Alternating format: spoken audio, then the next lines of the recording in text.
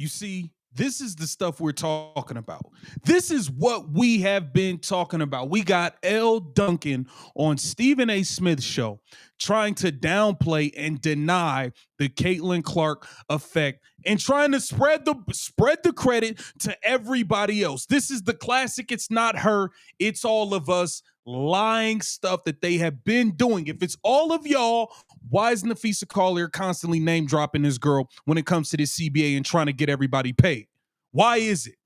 Elle Duncan is flat out lying up here. She's in denial, and she also is exposing some of the things they are looking for in this CBA, and she's not even 100% truthful with that because we've seen the things that they have been asking for.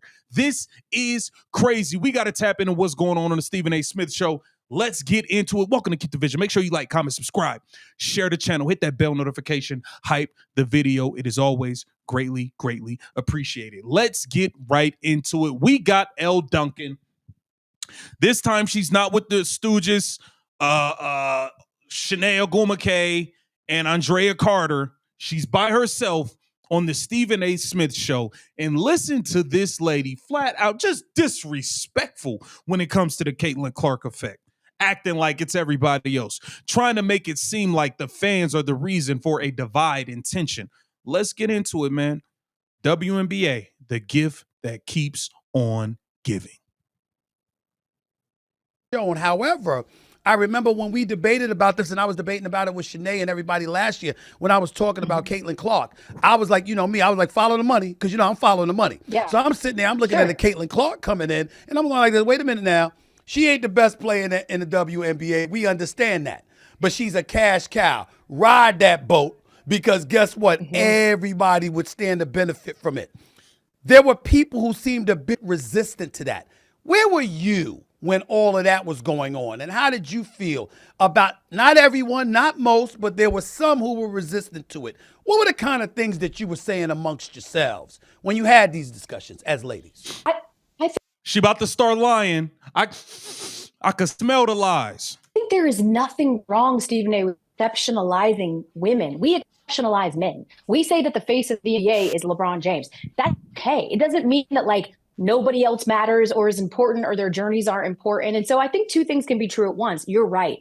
Maybe the most important figure in the W is Caitlin. What do you mean maybe?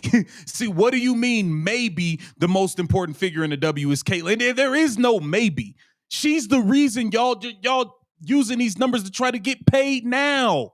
What are we talking about? Come on now. Come on. Start keeping it real a little bit. Clark, the best player in the W, is by far Asia. The problem for me, and I think the problem for some critics from people who have exceptionalized Caitlin Clark specifically, is that a lot of the exceptionalizing is Caitlin Clark is so important to the growth and change of the W, true. And then it's the follow. But all of these other bitches ain't nothing.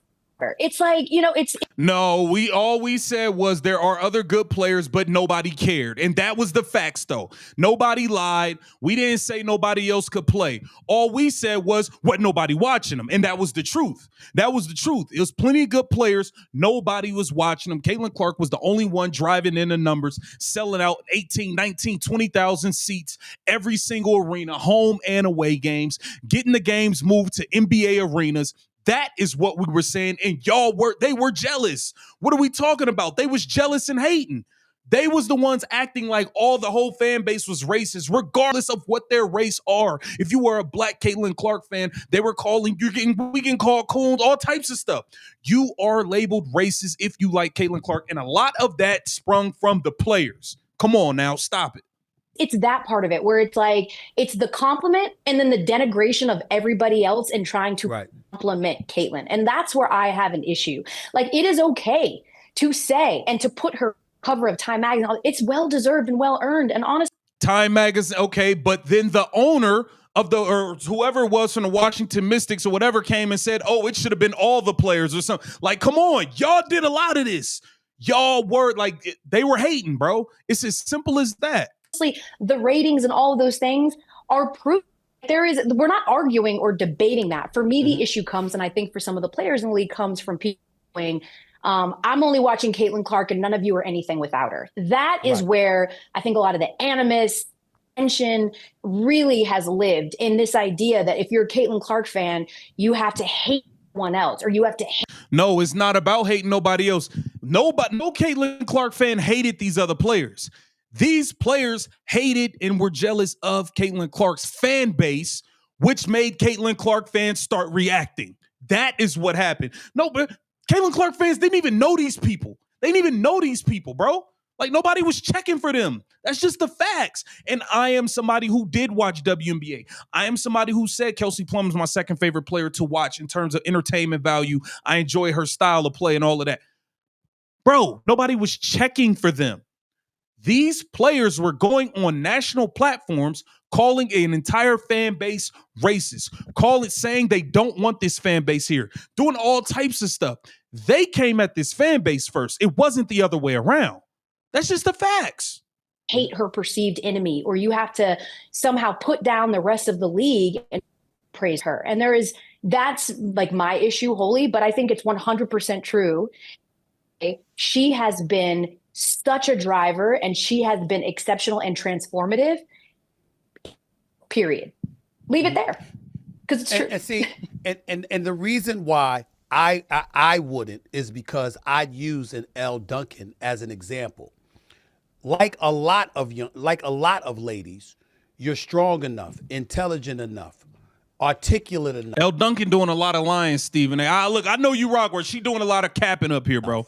To decipher the difference between somebody who's actually doing that and somebody who's making the point, rise and tide lifts all boats, rise that boat. Right. You have other people who hear it, and because their sensitivities are heightened, they don't hear the other part. They hear the part that they want to hear, which is where an Elle Duncan comes in, because an Elle Duncan is speaking to the masses. She's speaking to millions of people a day, and she's letting them know, I get your point. Here's what to be sensitive about, what not to be sensitive about.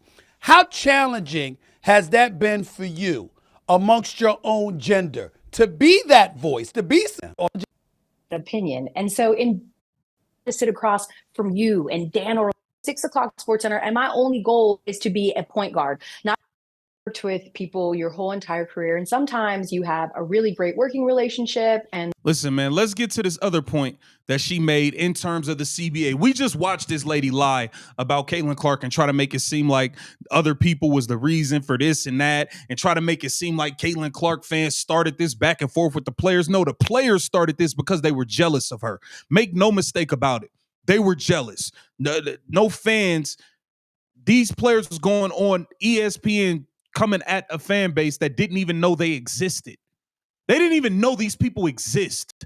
Like, stop it, man. Let's listen to her speak about this CBA, and it's another lie.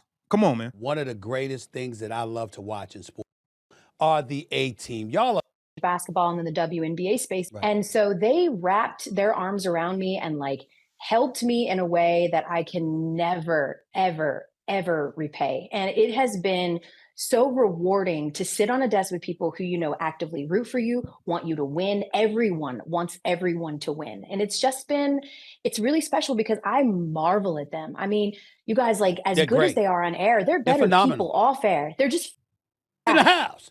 100%. I'm like, no. But I love her to death. And she's been losing money, blah, blah, blah. Hell with that. Women deserve their money. My only issue is it is a negotiation. You understand? Nobody gets everything they want.